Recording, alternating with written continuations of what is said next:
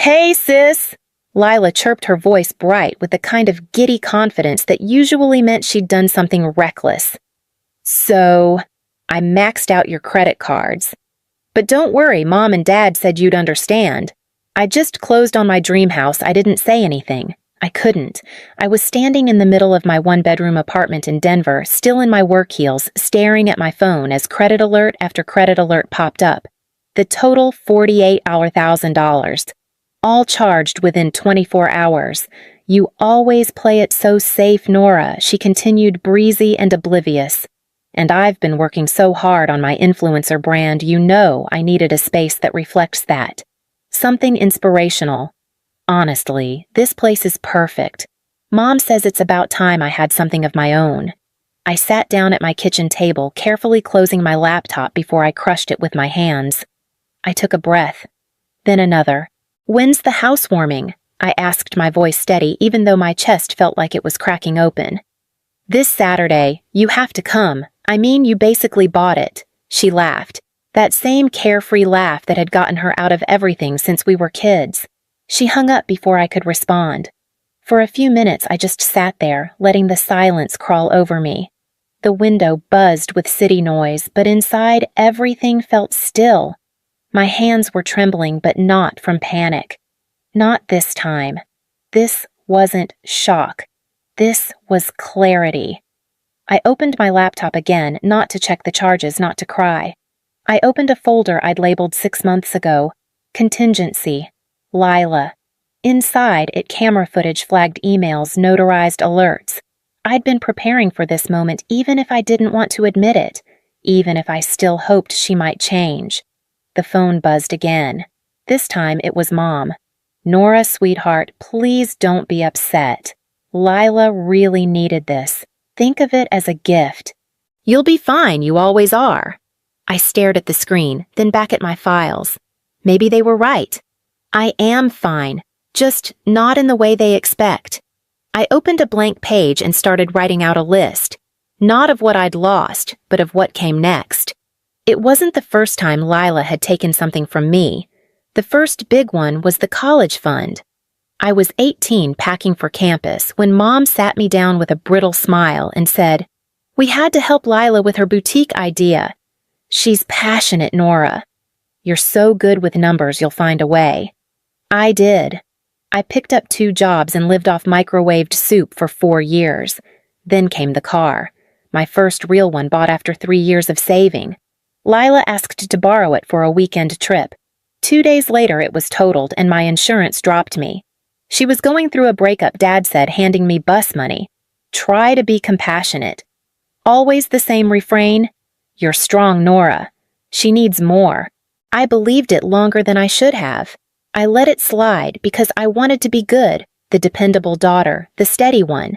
And maybe some part of me hoped naively that one day they'd see how much it cost me. But hope started thinning out last fall. That's when I got a call from the bank, a flagged loan application in my name. I knew immediately who it was, and this time I didn't explain it away. I didn't confront her. I just started collecting. I bought cameras and placed them around my apartment desk drawer entryway computer station. I archived every suspicious email, saved every strange voicemail. And slowly, the truth stopped being something I felt, it became something I could prove. So when Lila called about the house, I didn't panic. I didn't cry. I opened the folder and watched a video of her 3 weeks ago, unlocking my front door with a key she swore she returned, flipping through my desk until she found my wallet. She held up my gold card like it was hers. I hit pause and stared at the still frame. Her smile was wide, triumphant, like the world belonged to her and I was just the supporting character keeping it funded. But not this time. This time I wasn't cleaning up behind her. I was moving in front of her. And I knew exactly where to start. I spent that night combing through my files. Every screenshot, every voicemail, every saved email from Mom with phrases like, "She's going through a lot and let's not make it harder for her." One message even hinted that I wouldn't notice a little help being taken. They always couched it in concern, like what they were doing was love. But love doesn't require stealing behind someone's back and calling it support.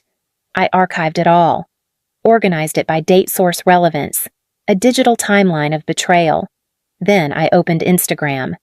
There was Lila twirling on hardwood floors in a video captioned, "Manifestation works if you believe hard enough the car dream house the car blessed."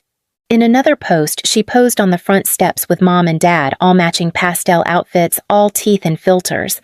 My name wasn't mentioned anywhere, neither were the credit cards that paid for it. That might have been the moment something hardened in me. The house. That particular house. I knew that address. I typed it into our internal system at Morris & Haley, the investment firm where I'd worked for nearly a decade. My name doesn't show up publicly anywhere on the development, but I helped design the financial model for the entire community.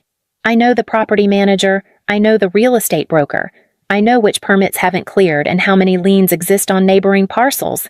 Her house, the one she stole from my future, was already sitting on ground I'd helped vet.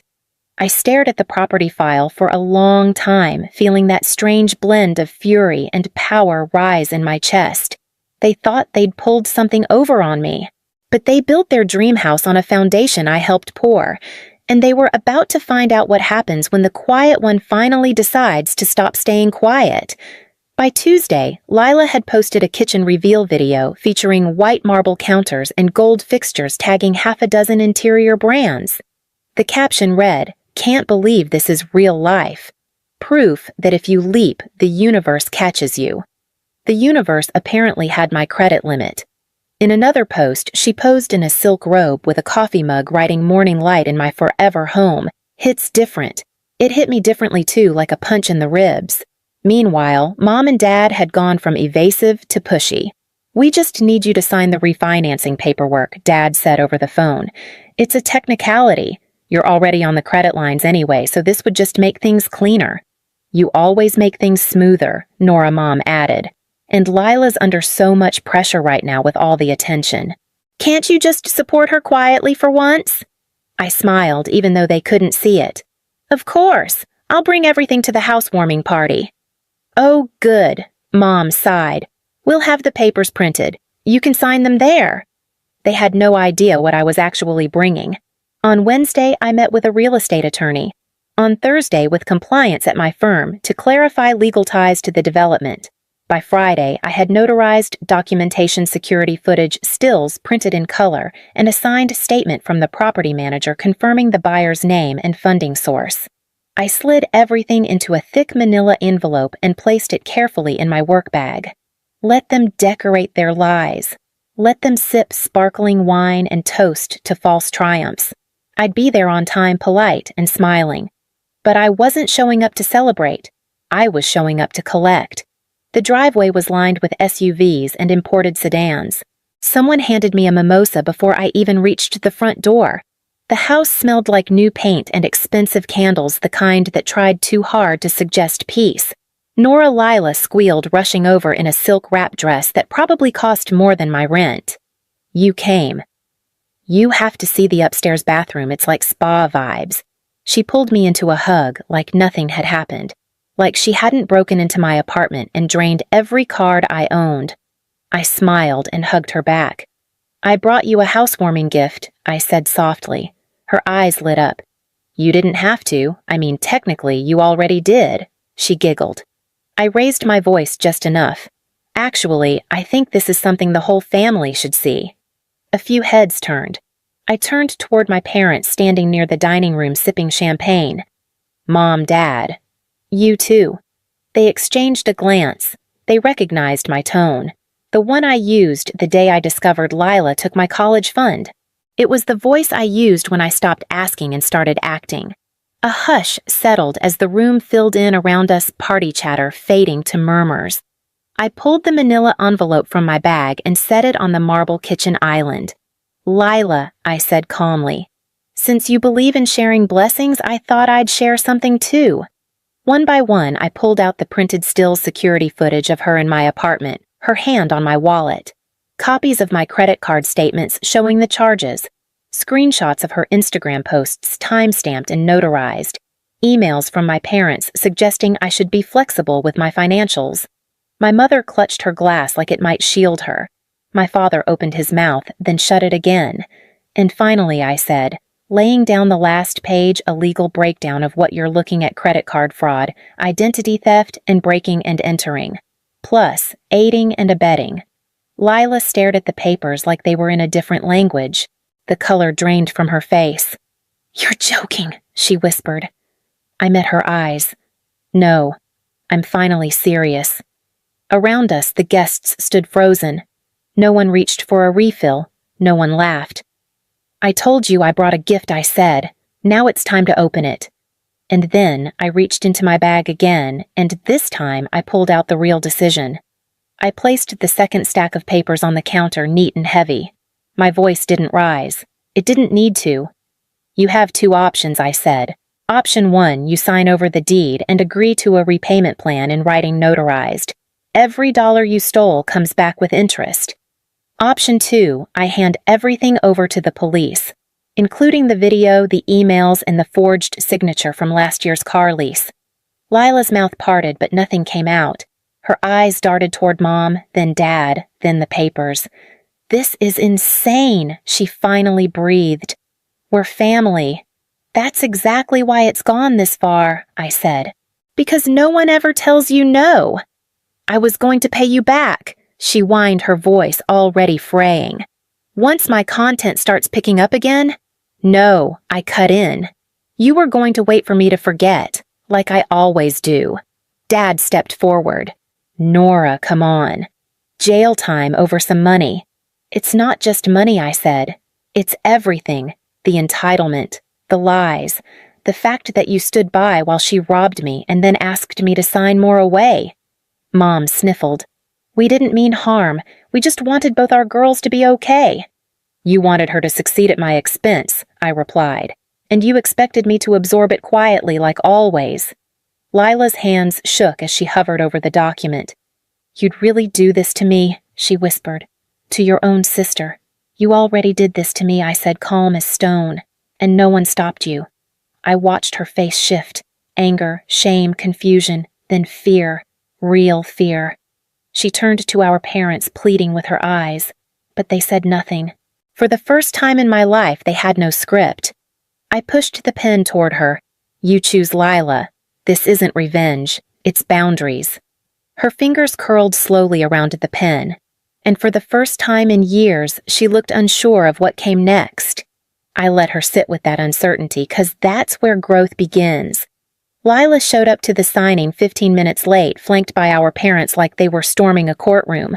Her usual glam was dialed down, muted colors, no lashes, just enough to play the part of the misunderstood sister.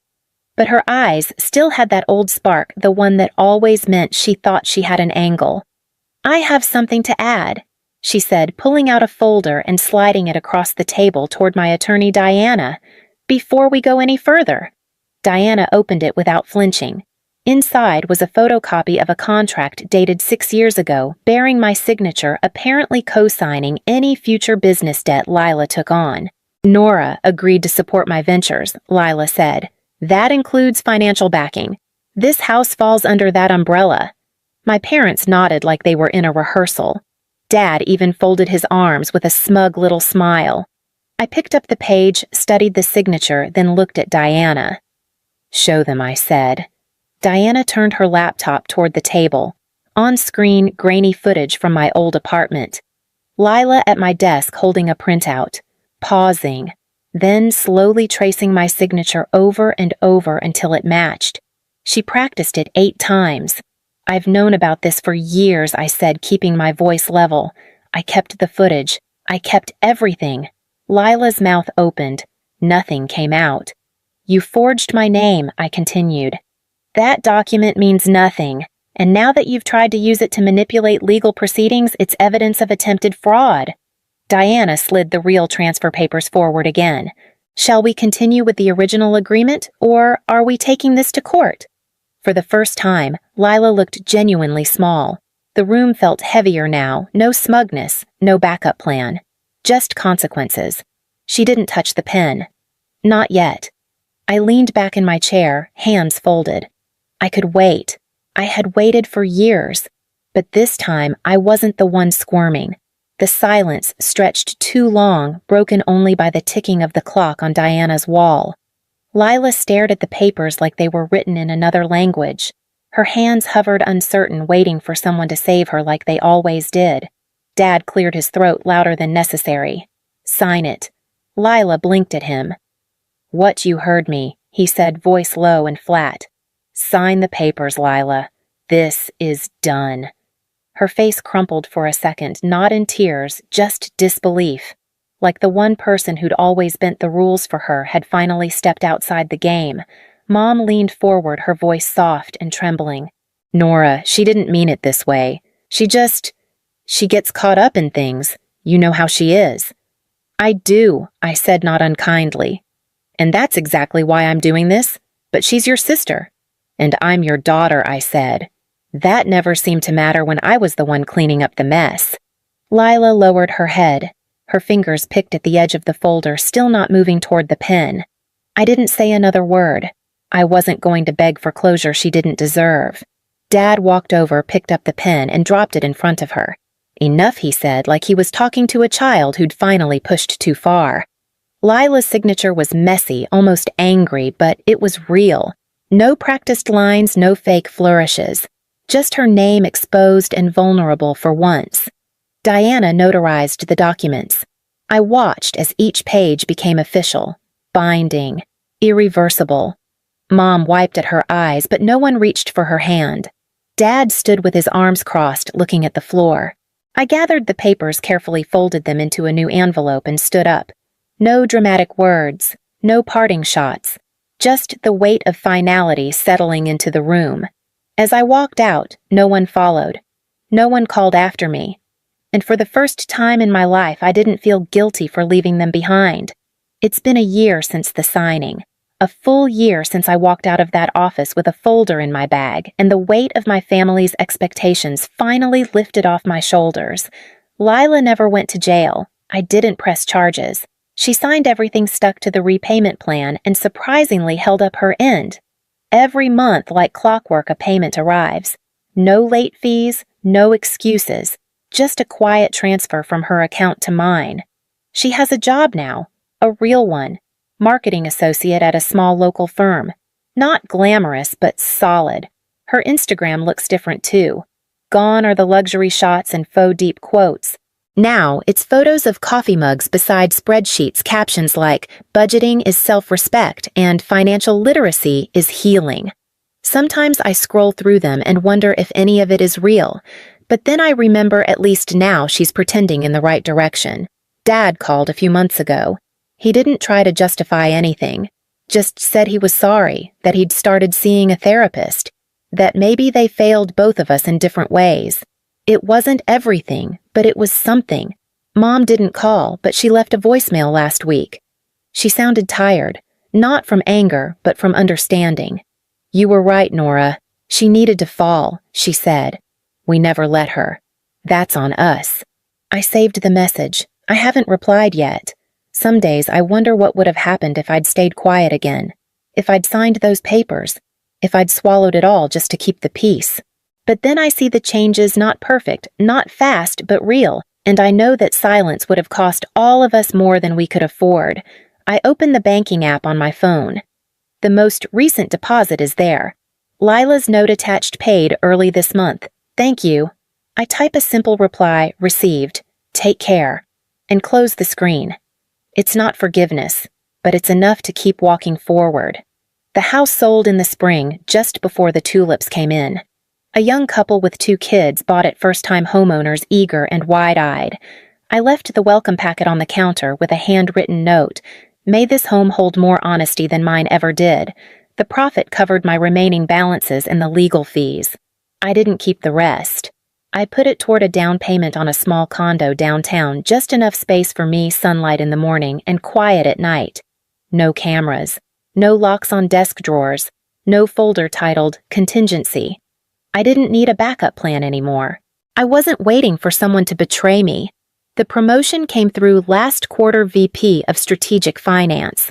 My boss cited how I handled complex internal conflict with integrity and clarity. I almost laughed. I didn't tell him the conflict wore my last name.